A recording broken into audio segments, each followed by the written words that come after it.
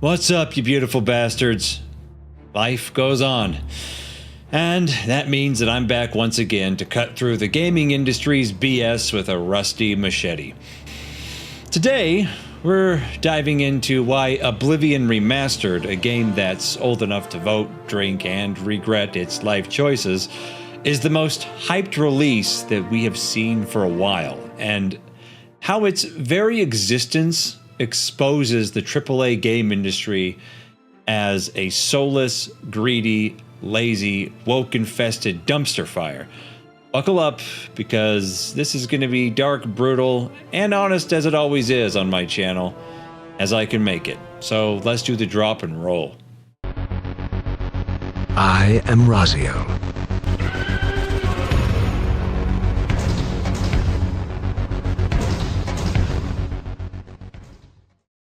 First, let's tackle the hype around a 20-year-old game being re-released with updated visuals and sound quality while keeping nearly everything else intact from the original game. So here we are in 2025, and gamers are collectively losing their minds over Oblivion's re-release, a game from 2006, a game that came out when MySpace was still a thing and skinny jeans were a war crime. Why is it that everyone is so hyped? Well, because Oblivion is a time capsule of when games were actually good. It's got exploration, freedom, D&D elements, and a charm that makes modern AAA titles look like they were designed by a focus group of soulless suits. They actually are. Fans on X are screaming, "This is peak gaming," while modern releases are forgotten faster than the next retarded TikTok trend that ruins someone's relationship. A 20-year-old game is stealing the spotlight, and that's not just nostalgia. It's a middle finger to the industry that is full of failures. You see, Oblivion represents what gaming used to be. Oblivion is a love letter to what gaming was. Passion-driven, creative, and built by gamers for gamers. I mean, back then, a game's quality and what determined whether it was good or shit came down to a few things: gameplay, music, narrative, especially if it's an RPG or a story-driven game, visuals, and whether it crashed less often than your drunk uncles at a wedding. Oblivion nailed all of this back then. Its world felt alive, its quests were memorable, and the music? Man, it still sets the mood perfectly, and to this day assists with the feel, immersion, and world building in a way that can't easily be described. Even the janky potato-faced NPCs had more personality than the cardboard cutouts in today's $70+ slop that we're constantly seeing. Games like Oblivion were made by talented teams who bled for their craft, not by corporate drones chasing shareholder bonuses. Compare that to now, where AAA games feel like they were spat out of an AI algorithm designed to offend no one and bore everyone to fucking tears. Playing Oblivion Remastered, as I have more recently, after it had been, roughly 18 years since I first played the original, has overwhelmingly exposed what's wrong with the current gaming industry. We're seeing in real time that Oblivion Remastered isn't just a nostalgia trip, it's a glaring spotlight on how the AAA industry has become a predatory, lazy, virtue-signaling mess. And let's break that down. As I stated earlier, back in the day, we judged games based on, gameplay, story, and whether they ran without setting your PC on fire. Now, we've got a whole bunch of new layers of bullshit to wade through when trying to figure out if a game is worth our money. At the top of the list is, as I've made many videos on this topic, wokeism and narrative pushing.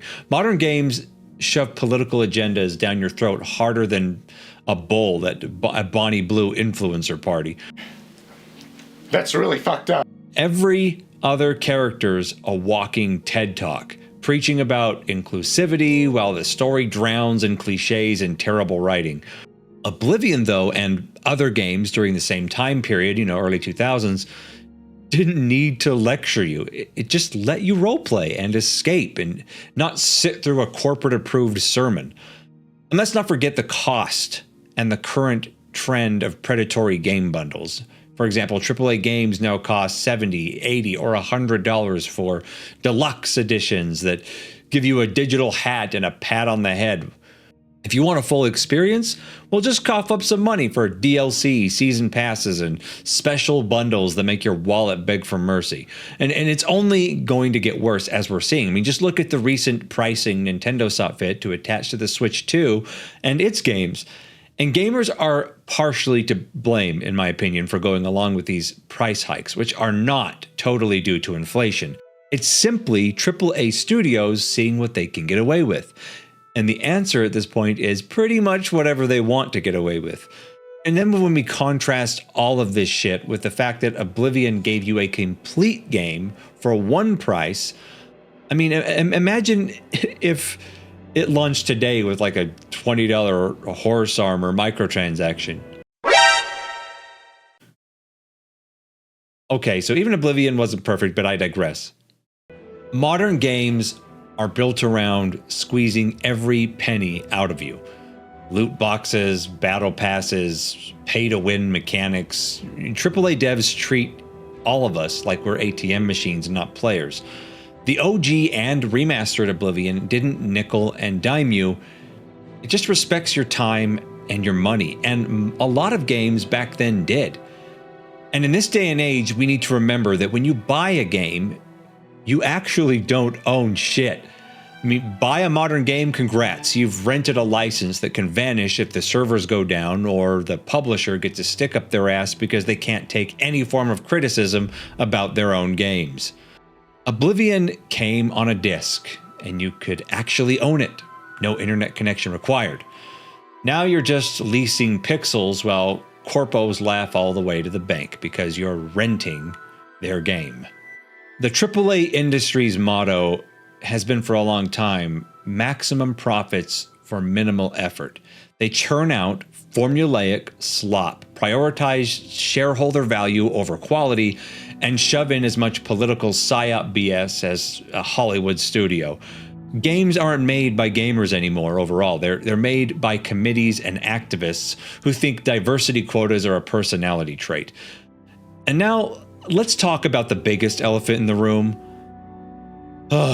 Optimization. And this means we have to talk about Unreal Engine 5, which I have come to kind of loathe at this point.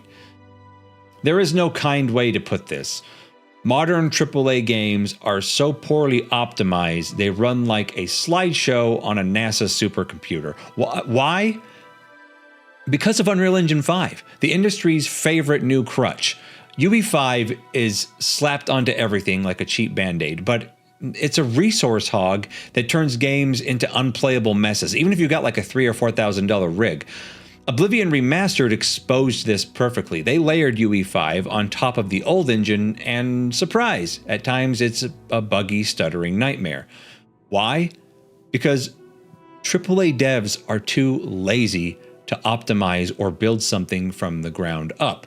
Studios are still perfectly capable of this, and UE5 can indeed be optimized despite its shitty foundation.